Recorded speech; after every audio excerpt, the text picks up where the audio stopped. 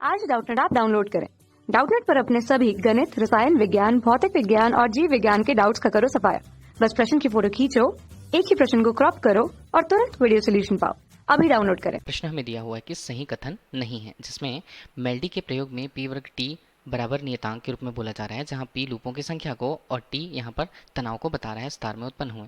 तो देखिए, सबसे पहले हमें देखना होगा कि ये किस प्रकार से सही होगा कि नहीं। तो मेल्डी का प्रयोग हमें जानना होगा कि मेल्डी का प्रयोग था क्या और किस पर आधारित था।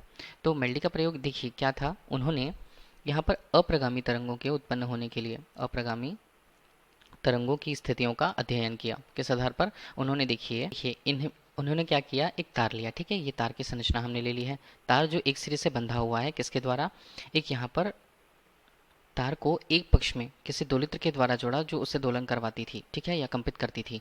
दोलन जो होता था वो विद्युत के द्वारा होता था, और इस आधार पर उन्होंने घिरनी से जोड़ते हुए यहाँ पर एक तनाव के मान से इस तार को तनाव से प्रदर्शित किया। ठीक है, अब यहाँ पर उन्होंने देखिए क्या किया, स्वरित्र द्विभुज यहाँ पर होता है, उसके द्वारा इस तार में क्या किया, कंपन उत्पन्न कराया, मतलब अनुदैर्ध्य तरंगों के लिए उन्हें स्थापित किया। तो देखिए उसके बाद क्या होता था, उन्होंने ये प्रदर्शन किया कि किस तरह से लूप यहाँ पर बनते हैं। तो देखिए लूप किस तरह से बनता था उसमें, मतलब ये देखिए यहाँ से यदि कंपन शुरू हुआ तो तार में देखिए किस इस तरह से दोलन होता था, और यहाँ पर परावर्तित होने के बाद फिर से वही स्थिति आती थी। तो इस प्रकार से देखिए ये हमें अप्रगामी तरंग प्राप्त होता था। ठीक है, अब इसमें जो हिस्से हैं जो यहाँ पर कंपन नहीं कर रहे हैं, उन्हें क्या कहा जाता है? एंटीनोड। एन एंटीनोड मतलब ये होती है निष्पन्न की स्थितियाँ, और जबकि जहाँ कंपन का मान अधिक होता है, सबसे अधिकतम होता है, वो होती हैं प्रस्पंद की स्थितियाँ। ठीक है, ये हमें प्रश्न में दिया गया है।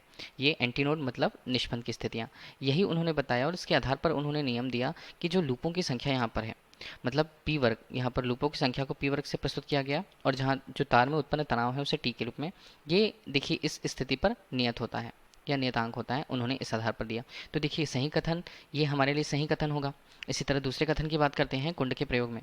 कुंड के प्रयोग में दो पाउडर की ढेरियों के बीच की दूरी को लैम्डा अनुपात 2 के रूप में उन्हें प्रस्तुत किया। अब ये था क्या और क्या इनका प्रयोग था, ये हमें देखना होगा। देखिए कुंड का प्रयोग भी किस पर आधारित था? यह भी यहाँ पर अप्रगामी तरंग पर आधारित था। अप्रगामी तरंग किस प्रकार से उत्पन्न होती है, उनकी स्थितियाँ क्या क्या होती हैं, ये इस प्रकार पर आधारित था। अब देखिए क्या क्या थे इसमें। देखिए एक यहाँ पर क्षैतिज पाइप है, जो दोनों सिरों से खुला हुआ है। क्षैतिज पाइप, जो सिरा खुला हुआ है वहाँ से हम ध्वनि स्रोत प्रदान करते हैं या ध्वनि प्रदान करते हैं, तो यहाँ पर ध्वनि स्रोत की स्थिति होती है। और देखिए ये जो क्षैतिज पाइप है, इस पर कुछ पाउडर के टुकड़े रखे जाते हैं या चिकने पाउडर यहाँ पर डाल दिए जाते हैं, ताकि हम कंपन उत्पन्न होने पर जो उनकी दूरियां हैं या वायु स्तंभ हम इन्हें मान के चलते हैं, तो वायु स्तंभ में हमें इनके तरंग दैर्ध्यों की लंबाइयाँ किस प्रकार मिलेंगी वो हमें देखना होगा। देखिए इसके दूसरे सिरे पर क्या जुड़ा हुआ है, दूसरे सिरे पर पिस्टन जुड़ा हुआ है। तो क्या होता था, यदि ध्वनि स्रोत से इसे यहाँ ध्वनि स्रोत यदि दी जाती थी किसी एक सिरे से, तो उसमें तरंग उत्पन्न होते थे।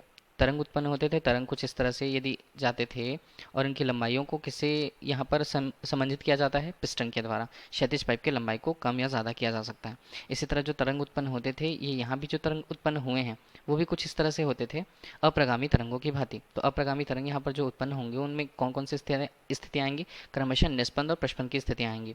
तो यदि पूरी लंबाई के आधार पर देखा जाता था, तो पाउडर क्या होते थे?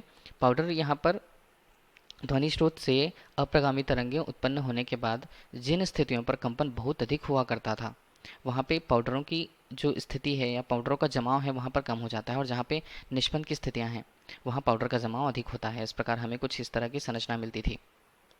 ठीक है, इस संरचना के आधार पर ही उन्होंने पाउडर की ढेरियों के बीच की दूरी को, यदि पूरे वायुस्तंभ की लंबाई को एल से स्पष्ट किया गया है, ठीक है, तो उन्होंने इस तरंग के लिए उसके तरंग दैर्ध्य को किस तरह से प्रदर्शित किया?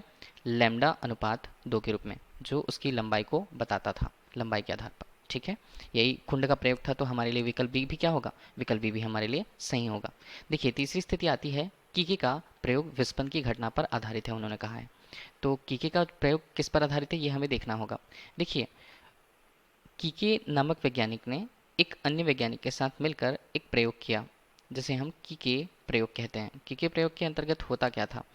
प्रयोग किया उन्होंने, इसके आधार पर कुछ विभिन्न आकृतियाँ, चलिए आकृतियाँ हम कुछ इस तरह से बना देते हैं। एक आकृति कुछ इस तरह से थी और दूसरी आकृति कुछ इस तरह से थी। ठीक है, ये केवल उदाहरण के लिए है कि उन्होंने बहुत सारी अलग अलग आकृतियाँ बनाई, और उनके लिए आकृतियों के अनुसार उन्होंने उनके लिए अलग अलग शब्द प्रयुक्त किए हैं, जो यहाँ पर विभिन्न लोगों से पूछकर प्रयोगों के आधार पर देखिए आकृति के अनुसार हमारे दिमाग पर कौन से शब्द वहाँ पर आते हैं या कौन सा भाषण वहाँ पर प्रयुक्त होता है इन आकृतियों से संबंधित, इसके आधार पर उन्होंने प्रयोग दिया था।